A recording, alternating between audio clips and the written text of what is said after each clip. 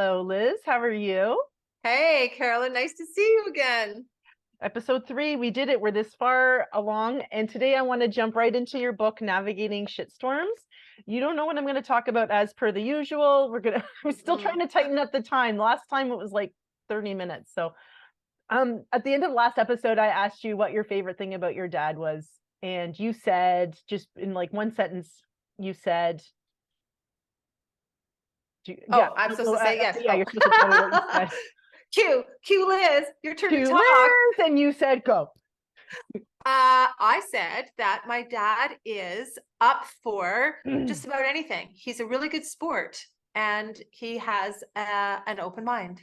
I love that. Okay. Yeah. So with that, one thing that has happened in my life recently, and your book on page 27 said the same, something similar. And it was, I found something out about my mom. She doesn't even know this because I don't talk to her, but I found something else out about her that just made a difference for me. And it was one little thing, and it's completely shifted how I viewed my childhood, how I viewed my mom, how I viewed. So Wow. on page 27 of your book, I'm going to try to read it and not cry, and try to convey what I want to convey and ask the question without crying, because it really means a lot. You said, recently my dad and I had a conversation that changed everything. I was aware that his father was a bad drinker, but I had no idea that my grandfather was physically abusive to his wife, which is your grandma. Yeah. Did you know your grandma? I did. Yes. She passed away when I was 21. So you knew both your grandparents Yes. in a context different than your father. You perceive them, talking about this whole perception of your new dark classes. You would have had a different perception of them, of course, than your dad did. Of course. And they Yes. would have had a different perception of one another, right? Like, Yeah. you said, nor did I know that my father as a young boy witnessed and heard this abuse regularly. Sadly, in the 1940s, domestic abuse was acceptable, and it was, if it was kept indoors. My judgment of how my dad handled the friction generated by my mother took a 180-degree turn. With this new information, I viewed, sorry, I'm lost here. I viewed all of his non-actions as the most formidable strength of character and the most valuable gift a father could give his children. My gratitude is immeasurable. He broke the chain. And that's really significant because you had a perception of your dad and you created a story about your dad that wasn't his story. That was your story about him. And when we think about how do we know a person? So like to some extent, you became known to your audience that was creating art of your body in a way that you've never let anybody in. You had a new idea about your dad that changed how you viewed him. Like, can we talk about the impact that had on you and your relationship with your dad and how it's impacted your healing journey? It's kind of Yes. heavy, eh? Like I just like jumped in with some heavy stuff. And I will be curious if you're willing to share how what I wrote was internalized and also helped you reframe some things. So my mom generated a huge amount of conflict in our household. She was extremely dominant, very judgmental, and overbearingly controlling. And I witnessed my dad just, he would bury his head in the sand with conflict. He would not deal with it at all. He would walk away. He would acquiesce. He would, he just would ignore. And for me, as a teenager, especially, I thought, you really should learn how to stand up for yourself. The irony of which is not lost on me because I had no idea how to stand up for myself at the time. I had no voice and no boundaries. And when I learned what his childhood and upbringing was like, I recognized the strength that, now I'm going to cry, the strength that was required for him to not fight back, not verbally, and especially not physically, when honestly, my mom was fucking asking for it, not that anybody deserves it, and they don't, but she would push and she would egg, and he would just withdraw further and hide. And I used to be very critical of him for that. But once I learned what his experience was in the past, it literally took a 180-degree turn, and I viewed it as incredible strength. And he was doing the best that he could. And when I fully understood his prior experiences, that best that I had originally viewed as pretty fucking shitty and weak was incredible. Yeah. And I was so grateful, because that generational abuse is a really hard chain to break. Mm-hmm. I remember oftentimes my younger brother used to engage with my mom, and after dinner they would start and they would get into these debates. I say the word debate loosely. It wasn't a debate. It was an argument, and it was high stakes. It was philosophical. It was political. It was emotional. And he was young, super smart, 8 or 9 years old, and he would go head to head with her, and it got nasty. And my dad and I would just look at each other, and we didn't have to say anything. And we would get up from the table and we'd go outside and get in the car, and we'd often just go up. There was like almost nowhere to go, but we went to this baseball park, and there was always some game playing. Sometimes it was Little League, sometimes it was like a junior A team, and we would just sit and watch the ball game until we figured they had talked themselves or yelled themselves out, and then we would go home. Really? Is it just you and your brother, and you're the oldest and he's the youngest, Yeah. right? Yeah. That's so Yeah. interesting that it wasn't you fighting with your mom, because usually I'm a firstborn, and usually firstborns are pretty combative and spicy and not with my mom. No, not with your mom. no, couldn't stand up to her. Well, I couldn't stand up to anybody, but especially not her.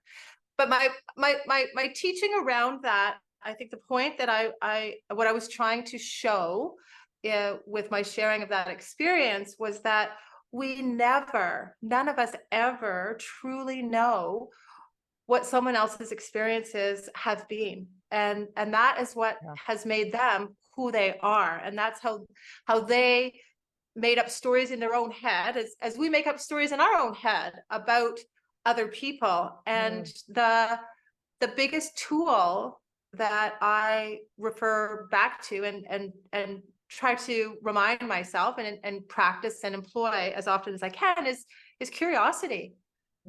And to just keep asking more questions to understand. Yeah.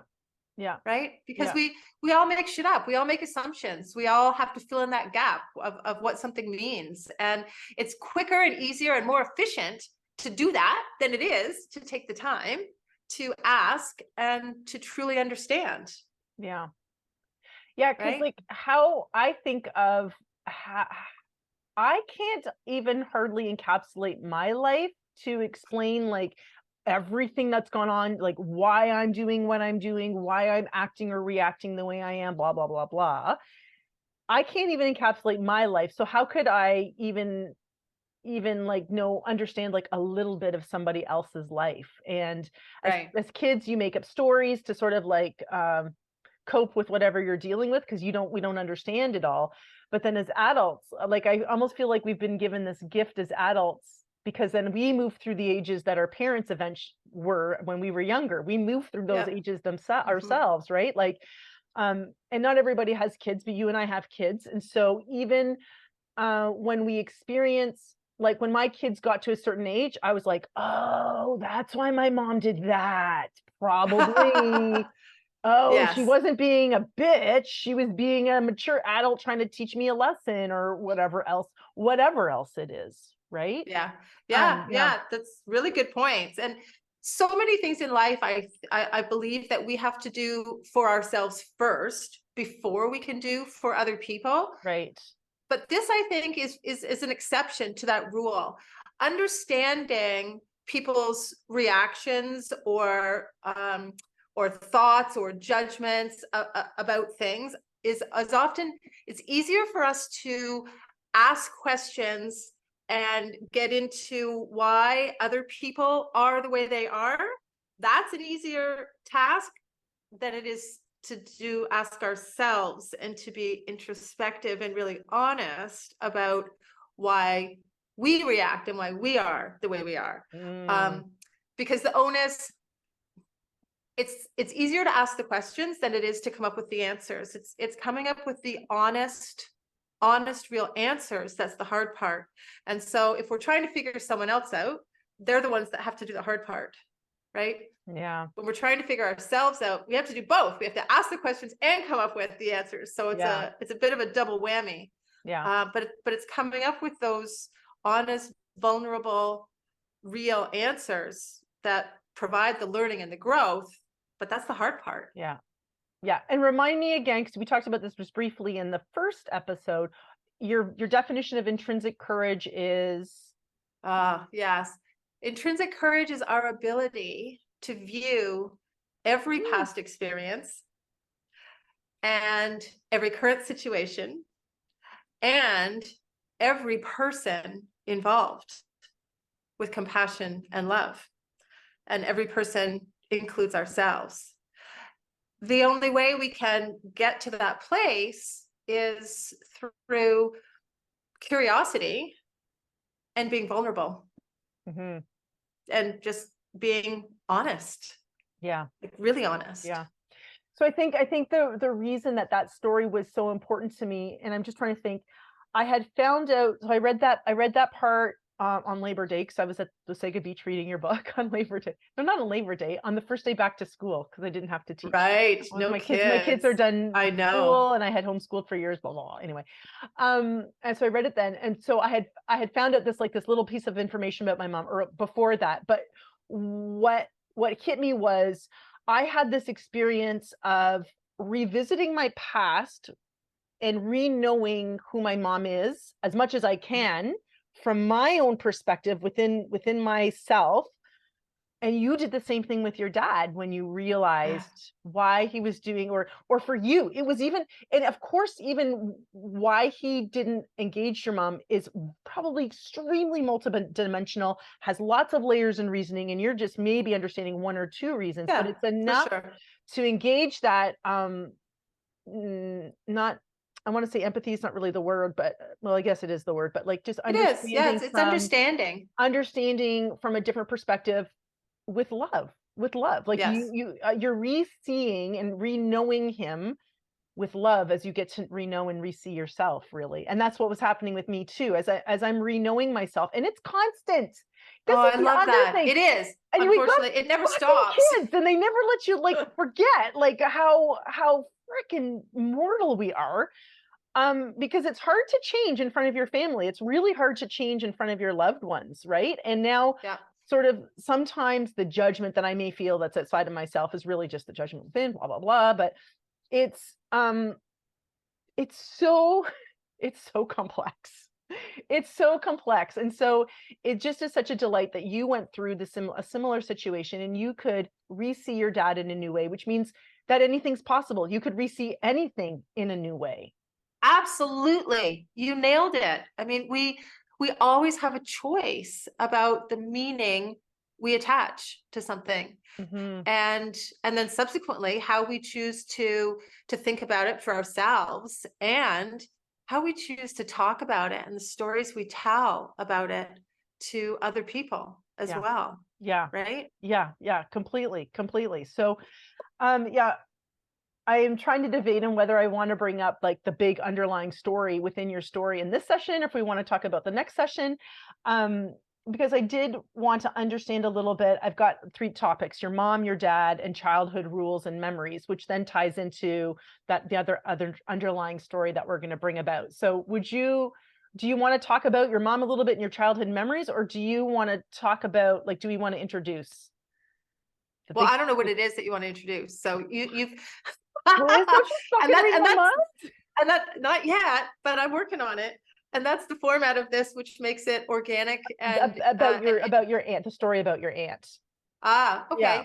Because that's a big story, and that happened when you were young. But I sort of wanted to, I'm trying to, in my mind, set up, okay, what was your dad like? What was your mom like? What was your childhood like? And Yeah. then how do you Okay. guys all responded? So yeah.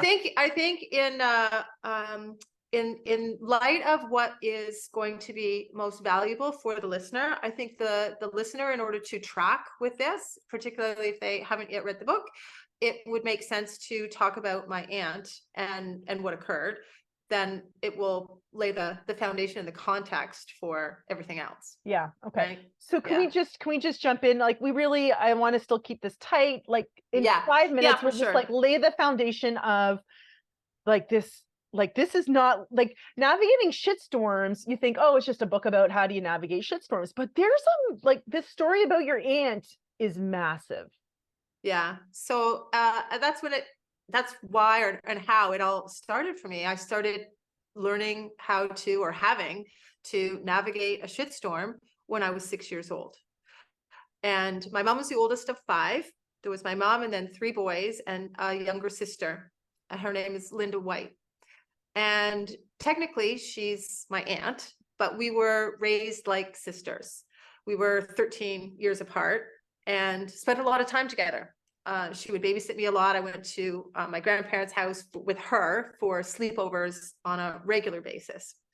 And at her first year of university at Western Ontario, she was 19. And in October, right after writing a midterm, she disappeared. And for 5 years, we didn't know if she was alive or dead. And the 5 years of not knowing had catastrophic consequences for so many people.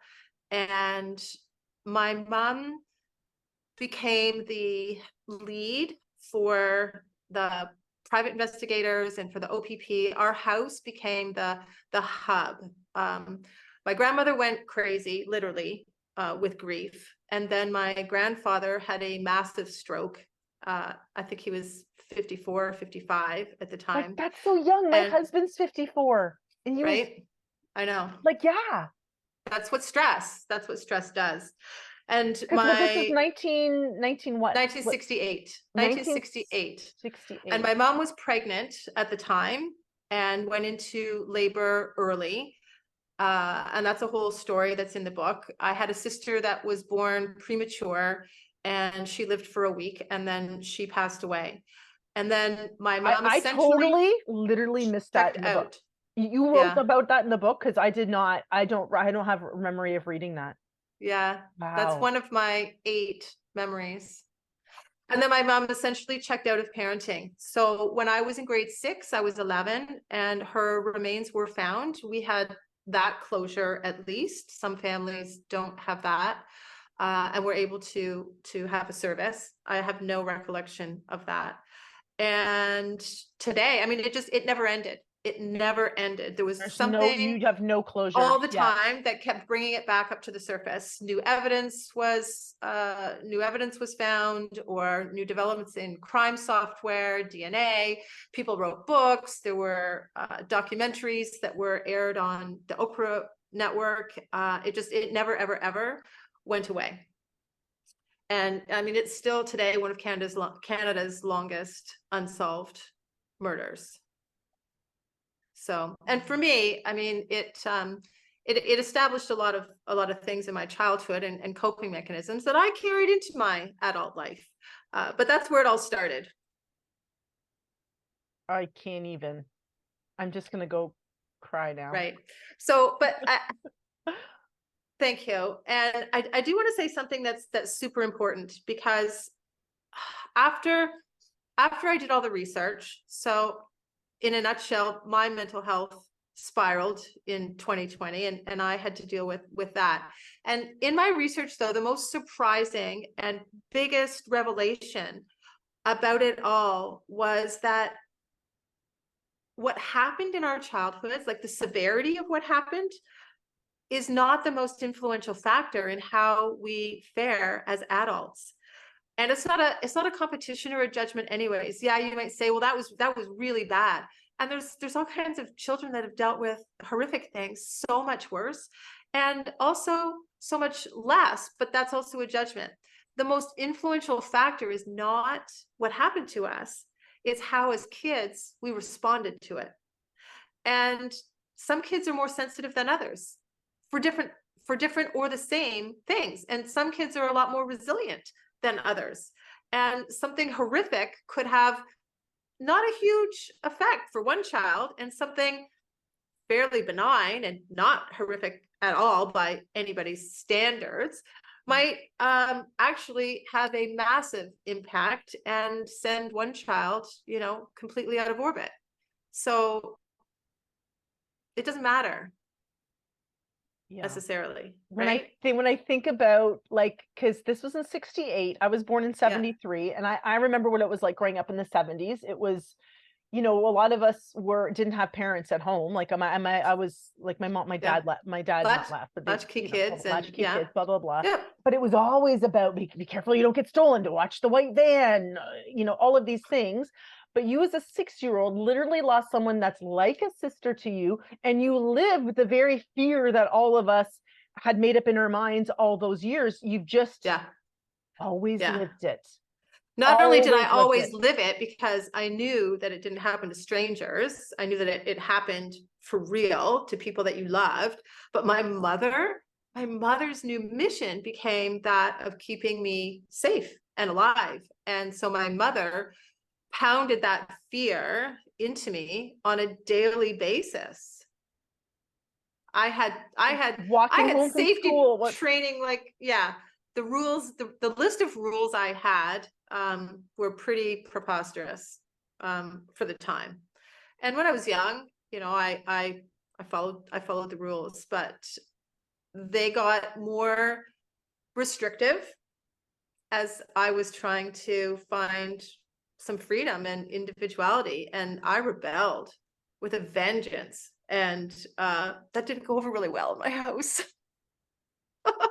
Well, no, and then you take that into adulthood, right? You take it into work and marriage, and then it manifests in different ways. I don't know. I don't think you talked about it, but I can imagine you probably became pretty highly successful at whatever you did. You were a real estate agent, I think, right? I imagine you were always a high achiever, but probably because of that. Am I right? Or I have been a fairly high achiever, and I don't really know where I was going with that. It affected that child. I mean, that one little childhood thing has carried with you and affected every area of your life, which then leads you to going to the place in the end, right? Eventually. I did believe for a lot of years that the world was a very unsafe place. The assumptions I made were never that person was good intentioned, and they just wanted to cross the street for their own reasons. In my mind it was they were crossing the street because they were coming to get me. And so I needed to be aware all the time, uber aware of my personal surroundings, and proactive. Wow. Yeah. Wow. Yeah. And so once, have you been able to flip and change the belief that the world is not unsafe, but that the world can be safe? Yeah, that was actually the first one that I was able to do. The other shitty beliefs that I had about myself was that I was unlovable, and that my needs were not important. The third shitty belief, that the world is unsafe, was the easiest and first belief for me to resolve. Wow. And so and it started young, and it started as an FU to my mom. So I'm the oldest of the oldest in that family, that side of my family. And I decided that I was going to go to Western University, where Lynda disappeared from. And my mother completely freaked out. She wouldn't drop me off. She wouldn't go there. She wouldn't talk to me for a long time about that. But I think that, yes, I did it maybe not for the right reasons. I did it as an FU to her, as you can't control me, and I can do what I want to do, and just watch me. And but for me, it was also a confidence building. It was something that helped me reshape the narrative that the world is unsafe. Going there to that same place. I can almost imagine you also giving the FU to the middle finger to, I'm sorry, to the killer, right? You got Yeah. my aunt. Here I am. Yeah. Yeah. You know, I don't really have, my memory's really sketchy. I don't have any memories about that. It's interesting because I did my stint at Western and then I left and I never went back. I never went for a homecoming. I never went back to visit until last year, right before I was moving from Ontario to BC. I decided to go to London and I walked around the university campus and I expected to feel some familiarity. And there were a couple of buildings that I recognized, but honestly, it was blank for me. And I thought, I spent years here, years, you know, hanging out on the lawn with friends and walking from one building to the next. And I spent hours there and none of it came back. I mean, I sat there on the grass for a half an hour and just looked around thinking it's going to come back. Some memories are going to surface. And honestly, nothing. And then I went to Huron College, to the last place where she was seen, where she wrote that midterm exam. And it wasn't, I'd never had any classes there. So I hadn't been there when I was attending Western. That wasn't a place where I went. But I had a moment there and some tears. But I didn't feel any familiarity. I think that those years are still blocked for me. I mean, I was there. Obviously, I know I was there, but I don't think I was all there when I was there. If that makes any sense, right? It totally makes sense. Totally. Yeah, but those years I think formed the foundation for me to get over the fact that about my belief that the world was unsafe. So I stopped looking over my shoulder as much. I mean, I'm probably more aware than the average bear about that because it just has been drilled into me for my entire childhood, but it doesn't any longer and hasn't for many years stopped me from living my life or doing things that I want to do. Mm-hmm. Yeah. I've come in the past few years come to realize, and this is my own experience and my own belief system, that your beliefs, the evidence of what you believe will always be reflected to you.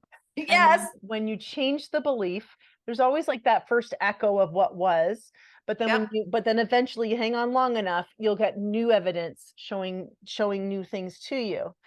And that's been my experience. And so it's interesting that you talk about the belief that the world is unsafe. And therefore, every story becomes the story of that person's crossing the road to kill me, not just to get to the bank machine or to get across the road to go to their mother's house or whatever else, right? Then you change the belief to the world is a safe place. And then I'm going to cry when I say this. I know. Then it is. People that you fear can become your friend. And it's all within. It's all started just within, just with what we're perceiving on the inside, right? Like, And what we're expecting. Right. And then we can we're looking for enjoy our life so much more when you have, you just change the belief, the evidence, you hang in there long enough, the evidence will show itself to you. And like, look what you've done. Like, when I imagine, I just imagining what your life was like and the fear that you would have lived. And I've seen some of our little topics of discussion. I'm like, oh shit, she went through that. She went through that. Wow. Like, look where she is, and look what an incredible person you are and what you've done. Like, you wrote a book in the last 3 years and published it. I've been thinking about writing a book for the last number of years, and I just have a storyboard and that's it. And on all my ideas in my mind, and it'll come when I need to, but like, when the time is right. Holy cow. It's amazing what you've done and where you're at. And how much has shifted in your life. Thank you. It's humbling. So we're going to close up this session. I want to do my rapid fire questions, which is actually, this is going to take a little bit more thought. I only have 4 questions. So let's go. Okay. What's the one thing you think about when you hear the word success? Oh, I've redefined that word over the years and it has morphed. Yes. Today, success means to me that that my mental health is good, that I am giving something back, that I am making decisions and choices that are based in love and not fear. Wow. That's so good. Because especially like today's day and age, success is just financial success, or how many followers that you Yeah. have on Instagram, or this Yep. and that. And I'm like, well, that is one aspect of success. Yes. Yes. Very small and very low, like love is so much better. And I know yeah. that And I sounds had very some, cliche, yeah, but some of that, and wasn't happy. yeah. Yeah. Yeah. That's not that I don't want it. I mean, Jim we all Carrey. want it. Did you the quote that do you know the quote that Jim Carrey said something about I wish everyone could be a millionaire and have everything, to know that it's not what you think it is. It's Right. deeper than that. There's more than that. There's more to life. I Yeah. completely butchered it. I'm sorry, Jim. I'll get the proper quote next time. Because Jim's gonna watch this one day and want to meet us. I just know it. He's a Um, funny dude. yeah. Can you hear the doorbell ringing? My dog has a doorbell. Go let your dog in. No, I refuse. He's gonna keep reading. He's gonna keep ringing it because he sees me. We're almost done. What's the most Okay. important lesson you learned in your move across the country? Oh, my move across the country. Um, lesson. That's a tough one. Things actually went very smoothly for our move across the country. I I drove 8 days by myself. I brought my 85-year-old dad with me And and he was my just cat. did he help navigate, or I mean, what was his part?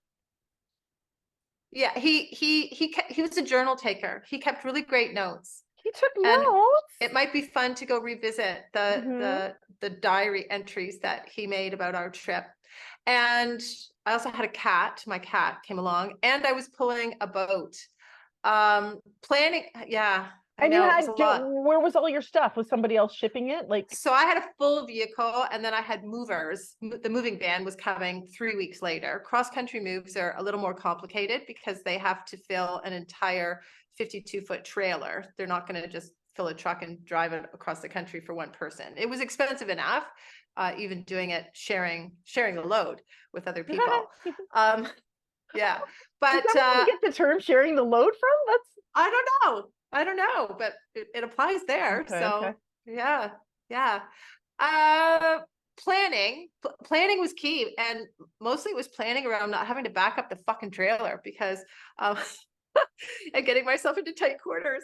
I can do it, but I'm not really experienced. And the one time that I did have to back the boat trailer into a place, it took me a couple tries. I had a bit of an audience that were kind of laughing and judging, and honestly, I didn't care. Um, that we had fun. I think to just not worry about how things are going to go, or if I'm going to be able to pull through find a pull through parking spot, that I'll Mhm. figure it out when I get there. And I Well, did. it takes a tremendous, to me, it just would take presence, like just Yeah. being in the moment and taking things as they come, because you've Yeah. done like a million things in your life that are way more complicated than I've ever done. I have lived a very safe, sheltered life. So you're like, oh, biggest lesson, I don't know. And I'm like, everything that you did, and you rowed a boat. Like, are you kidding me, girl? Like, Yeah, yeah, there was, yeah, and like, every state, so 5 times I had to pull over for a boat inspection for zebra mussels because my boat had Ontario plates on it. right. That was a big thing.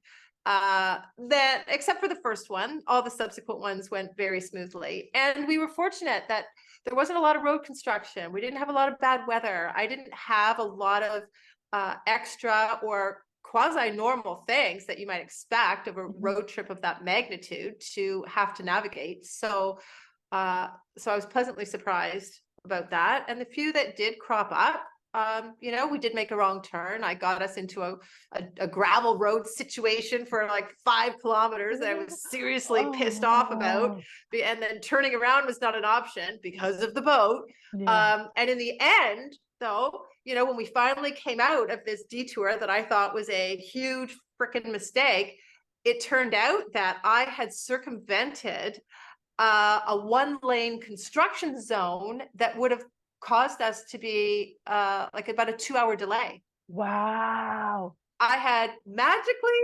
avoided all You of that can't plan that shit that with the my universe detour throws that at I you. was, right? So, and there's the Damn lesson. it. I was It's initially amazing. pissed off about the detour. I was like, oh, fuck.